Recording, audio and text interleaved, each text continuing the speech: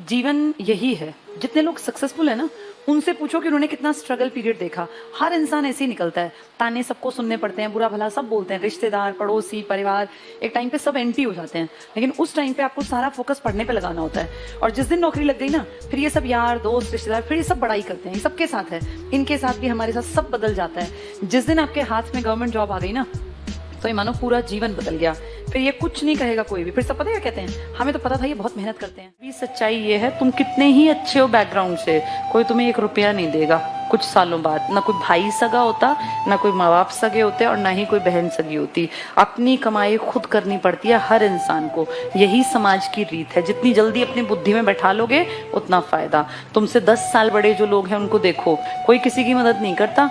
Rich हो तो कोई मदद कर देगा, अगर गरीब हो ना तो कोई 1 रुपया तुम्हें देगा नहीं।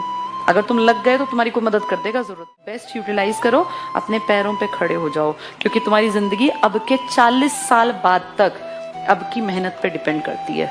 अब की पे तुमने 10वीं नहीं पढ़ी, कोई बात नहीं, वो गई 10वीं, 12वीं नहीं पढ़ी, फिर भी कोई फर्क नहीं पड़ा। अब तुम नहीं पढ़े ना, तो पूरे 40 साल बर्बाद हैं तुम्हारे। जब तक मरोगे नहीं तब तक फिर लगेगा यार काश पढ़ लेते, यार काश पढ़ लेते। तो इसलिए लाइफ को अच्छी बनाना है तो अब लास्ट ऑप्शन है। 10वीं 12वीं जा चुके, वो वापस नहीं आने। ये निकल गया तो इसका भुगतान नहीं भुगता जाए। भी करके आए ना, उसका फायदा तब है जब हमें नौकरी मिल जाए। अगर तुम्हें जॉब नहीं मिली, तुमने कुछ किया हो, चाहे तुम टॉपर थे, तुम 12th में हाईएस्ट मार्क्स लाए, तुम इंडिया में टॉप कर गए, लेकिन उसकी वैल्यू नहीं है। समाज, सोसाइटी पूछता है कि आप कितना कमाते हैं। ये सब 10th 12th ग्रेजुएशन पीजी, इनका कोई फर्क नहीं पड़ने वाला।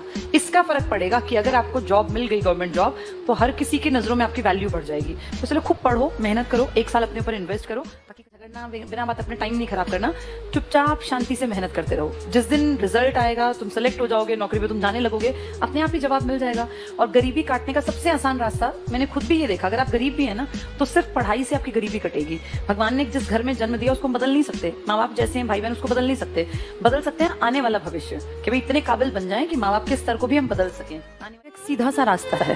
पहली चीज मेहनत, दूसरी चीज सही दिशा में मेहनत। जिसको ये समझ में आ गया उसके लिए नौकरी आसान है। पहला काम सिर्फ तुम कर सकते हो, तुम्हारे बदले ना भगवान ये काम कर सकते, ना मैं, ना पेरेंट्स। मेहनत, हार्ड वर्क, ये तुम्हारी जिम्मेदारी है। लेकिन मेहनत करनी किस दिशा में है, मैं कहाँ से पढ़ूं, कैसे पढ़ूं, कितना पढ़ूं, किस सब्जेक्ट पे कितना फोकस करूं, अगर ये ना पता हो तो मेहनत वेस्ट चली जाती है। गधा भी मेहनत ही करता है, मजदूर भी मेहनत ही करता है, लेकिन उनकी मेहनत की वैल्यू नहीं होती। मेहनत जितनी जरूरी है उतना ही जरूरी है ये पता होना कि मेरी मेहनत की दिशा क्या हो, किस डायरेक्शन में पढ़ना चाहिए, मुझे कैसे क्या सब्जेक्ट तैयार कर।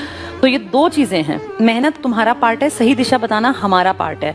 टीचर को सही दिशा इसलिए पता है क्योंकि वो खुद पेपर दे दे के सीख जाते हैं।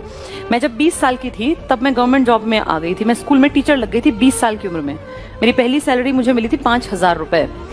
तब 5,000 रुपए सैलरी। 4 स्टेजेस होती हैं, learning, retention, recall, recognition. Learning जो मैंने अब बताई जितनी बातें सब लर्निंग में आ गई तुम्हारी, लेकिन ये बचेंगी तुम्हारे दिमाग में रिटेंशन से। रिटेंशन मतलब रखना।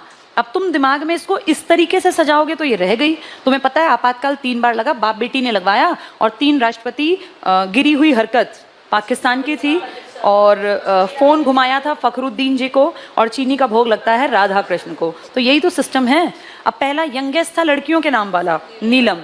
सबसे एज्ड थे जिनको सुनने में, KR।